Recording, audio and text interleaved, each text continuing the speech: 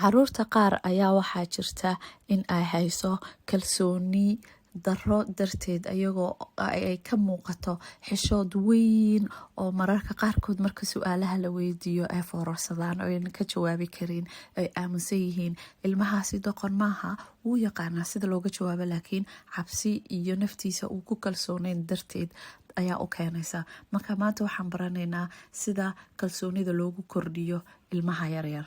waxaad samaysaa mar walba ilmahaaga inaad ka qosliso oo aad ka farxiso oo aad ku ammaanto wax walba oo uu fuliyo, wax walba uu sameeyo. ammaanta ka badi ilmahaaga ammaan. markaad ogtahay inuu ilmahaagu yahay ilmo xishood badan waa in aad ammaanta u badisaa si uu kalsoonidiisa usoo kacdo oo aad ka qoslisaa oad aragtaa mar walba inuu qosolka ku badan yahay.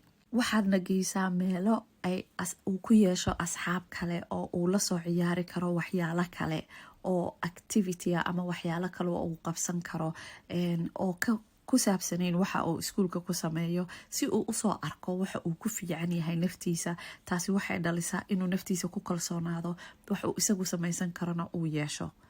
marka aad wax iibsanaysaan ama marka aad wax cusub guriga soo gelinaysaan ilmahaaga waxaad u fasaxdaa inuu isagu wax soo doorto. waxaas uu isagu soo doorto wax walbuu noqon karaa. haddaad dukaan tagtaan, haddaad banaan u baxdaan, haddaad dhar soo iibinaysa, haddaad kaba soo gadaysid, u fasax ilmahaaga inuu isagu wax soo doorto si uu kalsoonidiisa ay kor uga soo kacdo, uu arko inuu isaguna yacni wax gadan karo ama wax uu dooran karo. taasi waxay dhalinaysaa inay kalsoonida naftiisa ay kor u yara qaado. waxaa kaloo aad weydiisataa ilmahaaga in aad guriga kaala shaqeeyo, shaqooyinkaad adigu qabato inuu kula qabto oo aad in yaroo mas-uuliyad ah korka ka saarto.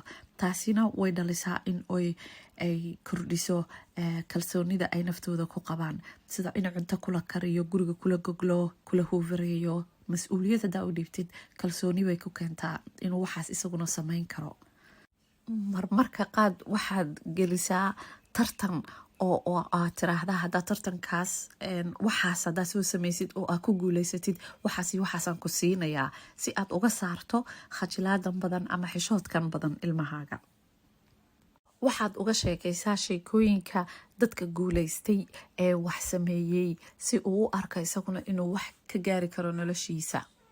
ugu dambaystii waxaad u sharaxdaa mar walba waxa uu mujtamacu yahay, waxa uu iskuulku yahay, waxay asxaabtu yihiin.